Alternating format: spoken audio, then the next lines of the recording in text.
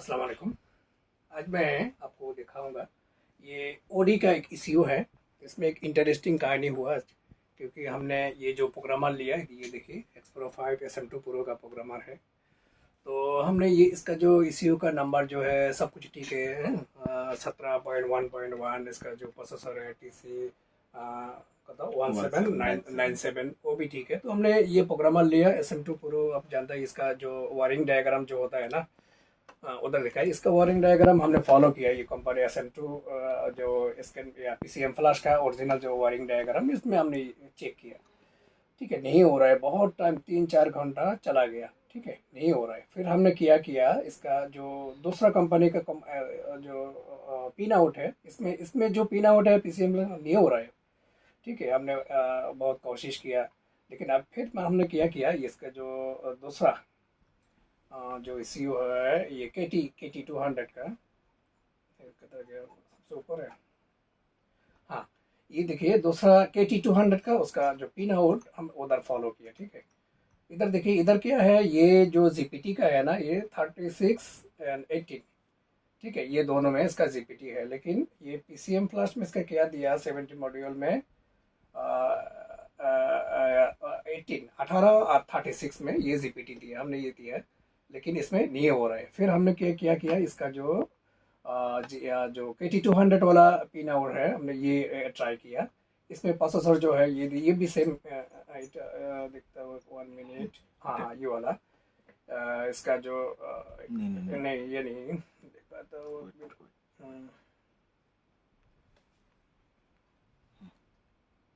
हाँ, ये वाला, ये इसका जो TC 1797 है इसका। और प्रोसेसर जो है ये TC 1797 प्रोसेसर है, और उसके ECU का नंबर है 17.1.1। लेकिन इधर भी ये जो PCM फ्लैश है, इधर भी सेम टू सेम हो रहा है। लेकिन अलग हमने क्या देखा, इसका GPT है इसमें 18 36, और KT 200 में यूज़ किया 36 एंड 34 दोनों यूज़ किया। ठीक है, अभी हम देखता हैं उसका क्या हो रहा है। ये देखिए, हमने ये जो सिलेक्ट कर लिया है बस का है ADC 17 है उसका प्रोसेसर भी, और ये इसमें सारे प्रोसेसर है, ये पड़ेगा 97 भी इसमें है। हाँ, अभी हमने इसको आइडेंटिफिकेशन करना है। यस, आइडेंटिफिकेशन भी हो गया। क्या हो रहा है, अभी हम इसको रीड करना है। यस,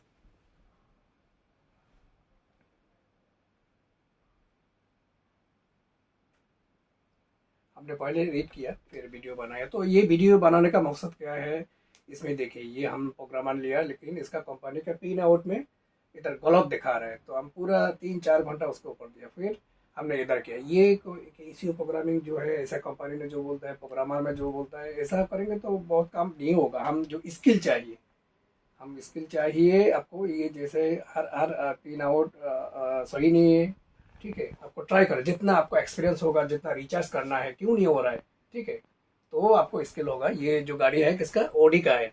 ओडी का है ये। हम ये इसका पिन आउट देखिए, इसका इधर दिखाओ पिन आउट। ये इसका पिन आउट है ये। ठीक है, पिन आउट क्योंकि क्यों नहीं हो रहा है उसको ऊपर। अब ये प्रोग्रामर खराब है, ये सॉफ्टवेयर खराब है, ऐसा नहीं हो सकता। क्योंकि कभी कभी आपको स्किल चाहिए। जितना इसके ऊपर रिचार्ज करेंगे आपकी स्किल उतना ही डेवलप होगा। क्योंकि अपने ये प्रोग्रामर से सारे दिन ये पिन आउट से करेंगे, नहीं होता। इसलिए हमने कोशिश किया, रिचार्ज किया कैसे हो सकता है। हमने बहुत सारा क्या बोलता है, पिन आउट देखा किसमें होता है, लेकिन इसमें रीड हो रहा है, लेकिन इसमें हो गया।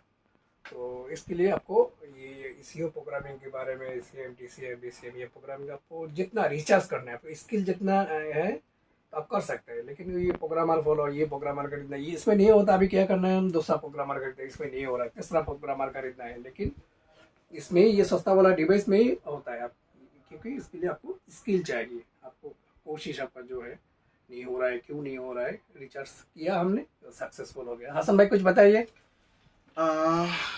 मैं हुसैन बोल रहा हूँ। मैं अभी दुबई में DAP में जॉब करता हूँ।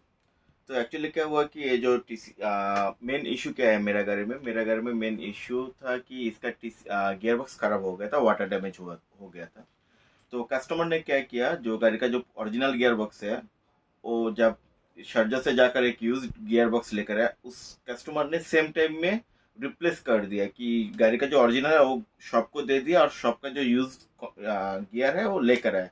और वो भी लॉन्ग टाइम हो गया था, अराउंड 5 to 6 मंथ। तो अभी क्या वो प्रॉब्लम हो गया, तो हम लोग जब इसको ऑनलाइन प्रोग्राम करने जा रहा हूँ, तो आप भी जानता है कि जब टीसीएम सीपीयू ईसीएम जो ऑफ भी कुछ चेंज करेगा तो ये ऑडी सर्वर से लेकर CP component component production. Production ये ऑफ करना पड़ेगा, ये मैच करना पड़ेगा। नहीं मैच नहीं करेगा तो ये काम नहीं करेगा।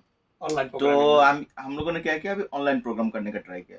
तो जब हम लोगों ने ऑनलाइन प्रोग्राम करने का ट्राई किया, इसका जो ओरिजिनल जो गाड़ी का जो टीसीएम का जो फाइल है वो हम लोगों को नहीं मिल रहा है, क्योंकि उसका हम लोग कॉन्फर्म भी नहीं हूँ कि ओरिजिनल गाड़ी में कौन सा नंबर का फाइल था। तो हम लोगों ने ऑनलाइन भी ट्राई किया था एक बार, तो ऑनलाइन भी उधर भी फेलियर हो गया था, क्योंकि ये यूज गियर है, दूसरा गाड़ी का गियर है, सॉफ्टवेयर वर्जन डिफरेंट है और गाड़ी का जो सॉफ्टवेयर वर्जन वो भी डिफरेंट था। तो हम लोगों ने बहुत टेंशन में आ गया था। अभी जो हम लोगों ने बाद में डिसीजन लिया था कि ब्रांड न्यू टीसीएम लगाना होगा, तो फिर क्या होगा, उसमें कोई डाटा नहीं होगा, कुछ भी नहीं होगा, जीरो जीरो डाटा होगा, वर्जिन फाइल, तो वो देकर प्रोग्राम कर सकते हो। लेकिन जब ऑनलाइन में जब टीसीएम जेन्युइन वाला चेक करने का, वो बहुत एक्सपेंसिव है, नया वाला। तो हम लोगों ने एक शॉर्ट में ट्राई किया। शॉर्ट में क्या किया, तो क्योंकि क्या होता है, टीसीएम जब ऑडी का चेंज करता है तो इमोबिलाइजर लॉक हो जाता है, गाड़ी तो स्टार्ट हो जाता है लेकिन गियर एक्टिव नहीं होता। तो इसमें एक सिंपल सा सॉल्यूशन है, जो इंजन कंट्रोलर है, ये जो आप इंजन कंट्रोलर देख रहा है, इसका जो इमोबिलाइजर डाटा है और टीसीएम में जो इमोबिलाइजर डाटा है, दोनों जब तक मैच नहीं होगा तब तक काम नहीं करेगा। तो हम लोगों ने क्या किया, जो शॉर्ट सॉल्यूशन में इसका जो इंजन कंट्रोलर का जो इमोबिलाइजर डाटा है वो हम लोगों ने ऑफ कर दिया। तो इसमें से क्या होगा, अभी गियर का भी जो इमोबिलाइजर डाटा है और ईसीएम का जो इमोबिलाइजर डाटा है, वो दोनों में अभी कोई मिसकैरेज नहीं होगा, क्योंकि दोनों में इमोबिलाइजर है ही नहीं।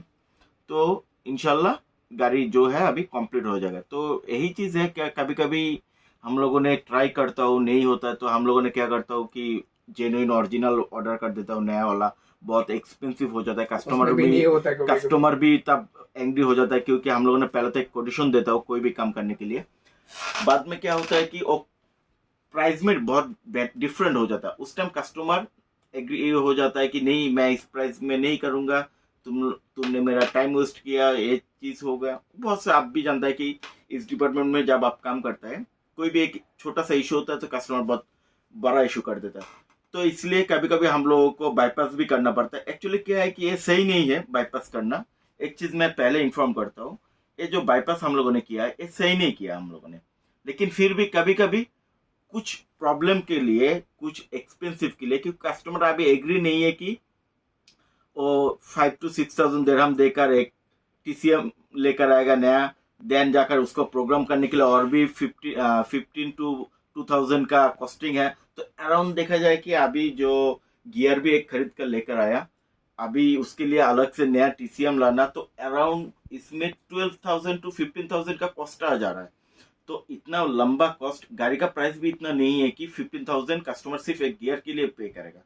तो इसलिए कभी कभी कस्टमर जब एग्री होता है तब हम लोगों ने जाकर थोड़ा बाईपास सिस्टम करते हो। लेकिन एक बार बार मैं इन्फॉर्म करता हूँ, बाईपास सिस्टम सही नहीं है, लेकिन कभी कभी कस्टमर के रिक्वेस्ट के ऊपर हम लोगों ने बाईपास करना करने का पड़ता है। ट्राई करता हूँ। कभी कभी हो जाता है, कभी कभी नहीं होता है, वो लाट के ऊपर है। क्योंकि अभी जो सिस्टम है, ये जो इश्यू है, इसमें आप नॉर्मली रीड राइट नहीं कर सकते, इसके ऊपर पासवर्ड होता है, लॉक होता है, उसको भी अनलॉक करना पड़ता है पेमेंट करके। तो कुछ सिस्टम है कि समझना पड़ेगा कि एक्चुअली ये कैसे काम करता है, कैसे नहीं करता। जैसे हम लोगों ने पहले ट्राई किया था पीसीएम फ्लैश का ओरिजिनल सॉफ्टवेयर से, वो काम नहीं कर रहा था, 3-4 घंटा वेस्ट किया, काम नहीं कर रहा था। फिर हम लोगों ने दिमाग में दूसरा वायरिंग सॉफ्टवेयर का वायरिंग डायग्राम देखते हो कि उसमें पिन आउट क्या है।